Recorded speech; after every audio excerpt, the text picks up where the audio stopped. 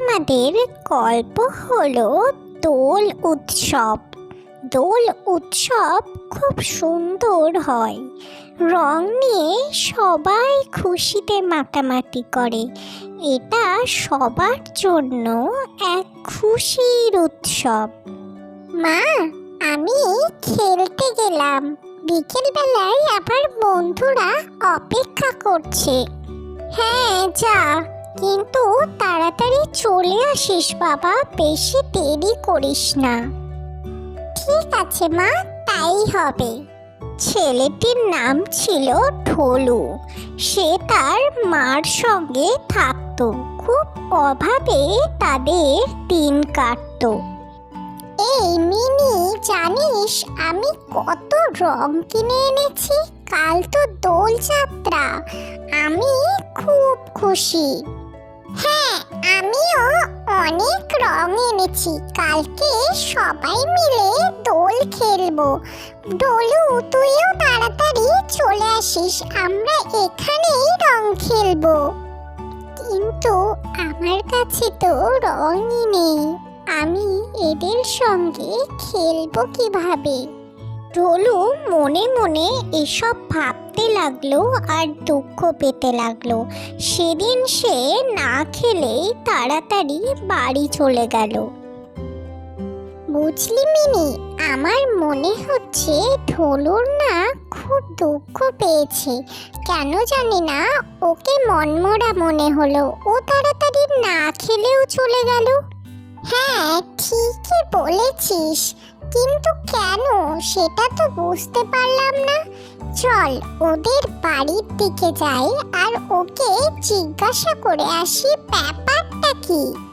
তারা দুজন মিলে ঢোলুর বাড়ির পাশে গেল এবং তাদের বাড়ি ঢোকার আগেই তাদের কথা কানে এলো। মা, কালকে তো দোল, সবাই রং খেলবে, কিন্তু আমার কাছে তো রঙই নেই, আমি খেলবো কিভাবে? তুই চিন্তা করিস না বাবা, কালকে আমি চেষ্টা করব তোর জন্য রঙের ব্যবস্থা করতে। ঢোলুকে তো আমি বলে দিলাম, কিন্তু কিভাবে আমি এই ব্যবস্থা করব? আমার কাছে সংসার চালানোর মতোই পয়সা রয়েছে, রং কেনার মতো তো পয়সাই নেই আমার কাছে। ঢোলুর বন্ধুরা পাশ থেকে শুনে সেদিন সেখান থেকে চলে গেল।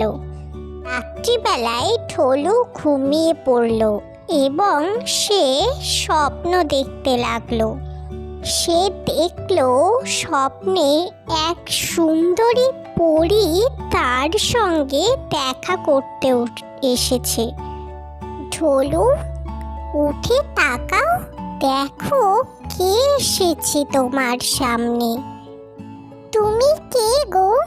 এখানে কি করছো? আমি হলাম পরীদের রানী। দেখো, আমি তোমার জন্য কত রং এনেছি। তুমি কালকে রং খেলবে তো? যাও, এই রংগুলো নিয়ে তুমি খেলো। কত রং! আমি খুব খুশি, ঢোলু খুব খুশি হয়েছে। আমি কাল বন্ধুদের সঙ্গে এইসব রংগুলো নিয়ে খেলতে যাব। হঠাৎ ঢোলুর ঘুম ভেঙে যায়। সে বাইরে এসে দেখতে পায় আশ্চর্য ব্যাপার, তার ঘরে সত্যিই অনেক রং রাখা। সে খুব খুশি হয়ে যায় এবং ভাবতে লাগে সেই পরী তাকে এসে রং দিয়েছে। বন্ধুরা, আমি চলে এসেছি দোল খেলতে। আমি আজ খুব খুশি। আমি তো ভাবলাম রঙের জোগাড়ই করতে পারবো না। ঠিক আছে, এসব কথা বাদ দে। এখন খুশির উৎসবে আমরা সবাই মিলে রং খেলি। সবাই মিলে খুশি খুশি রং খেলতে লাগলো।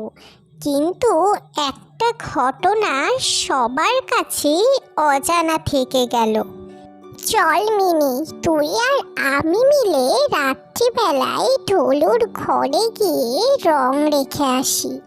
হ্যাঁ চল চল, ঢোলু তাহলে কাল খুব খুশি হবে। দুজন মিলে গিয়ে চুপি চুপি ঢোলুর ঘরে রং রেখে এসেছিল। এর থেকে আমরা শিখতে পারি, জীবনে সঠিক বন্ধু থাকলে জীবন অনেক সহজ হয়ে যায়।